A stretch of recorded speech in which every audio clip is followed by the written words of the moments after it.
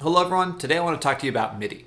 Now MIDI stands for Musical Instrument Digital Interface and is used in a wide variety of musical uses today. It's essentially just a digital protocol designed for electronic instruments and computers. Today MIDI is now used in almost every single aspect of music creation, from composing and arranging, to playing music, to recording music, mixing and mastering music in the studio, even in controlling stage lights. In the pre-smartphone era, it was used in cell phone ringtones and video game soundtracks. What's truly interesting about MIDI is that despite the fact that it's used so much today in music, it doesn't actually create any sound itself. It just creates information to create sound. Now there's other examples of this happening in music history. For instance, player piano rolls and music boxes all contain information to create sound. The player piano roll itself isn't sound. And in a way, music notation itself is not music but information to create music. Let's go over the history of MIDI. Now while electronic instruments had been around for a while, it wasn't until the 1970s and early 80s where they became commercially affordable. Even then, most of them were still analog instruments. By the late 1970s, microprocessors began to be used in synthesizers, making the first digital instruments. 1983, Yamaha created the first commercially viable digital synthesizer, the DX7.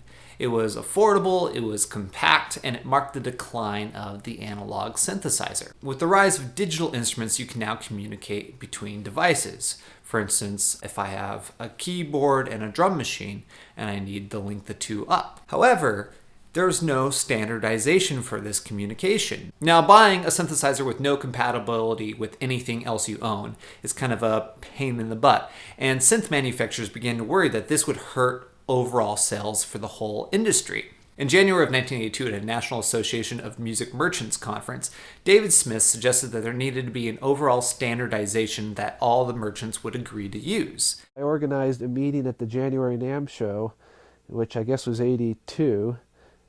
Yeah, this is all right. Okay. A long time ago. In January of 82, where we got virtually everybody who was making synthesizers at the time, so all these companies, everybody had sent a representative, and we had this big meeting, and I got up there and said, okay, here's something, let's talk about it, what are we going to do? And we sat there and talked for a few hours, and it became clear that a lot of people had no interest in the compromise aspect of this.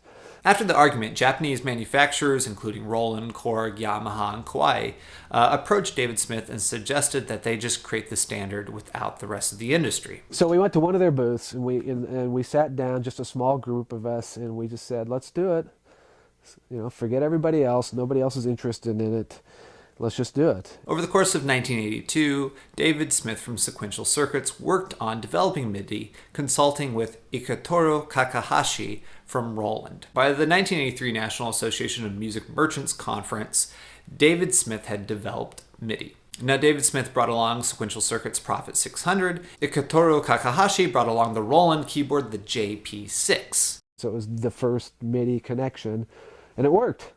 It was great. It was cool. It actually banged on one keyboard and the other one played, and vice versa. One of the brilliant things Dave Smith did is he kept the MIDI protocol free, and he kept the hardware requirements to a bare minimum. This meant it was cheaper for synth manufacturers just to adopt the MIDI standard instead of developing their own. Now, in the early days, there were some problems with MIDI. A lot of people felt the protocol was too slow, and a lot of people used the protocols in different ways. That meant that despite having a digital language that the instruments could use to communicate to each other, oftentimes they were getting their signals crossed.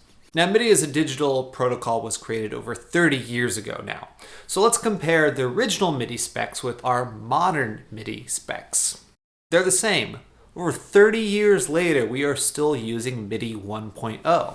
However, the MIDI Manufacturers Association has made standardization changes over time. In the early days of MIDI, we had the protocol, but we had a lack of standardization of how to use the protocol. There were some serious problems with different manufacturers using different MIDI events to mean different things. So if you wanted a piano sound as part of a music score for a game, one sound card might play the piano sound and one sound card might play another sound.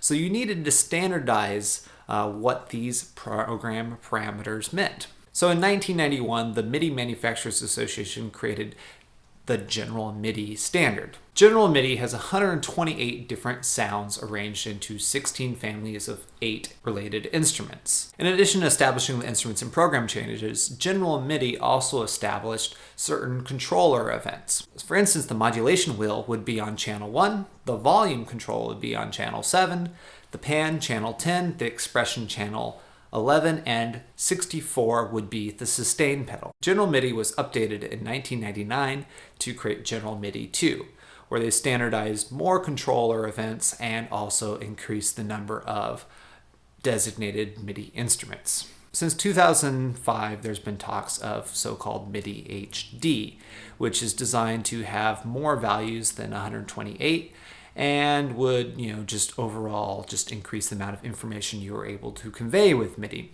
However, it's been over 10 years, and at this point, I'm just not holding my breath. Now, MIDI stands for Musical Interface Digital. Let's try. Even then, most of them were analog musician. Okay. 70s and early 1980s where they began to become affordable.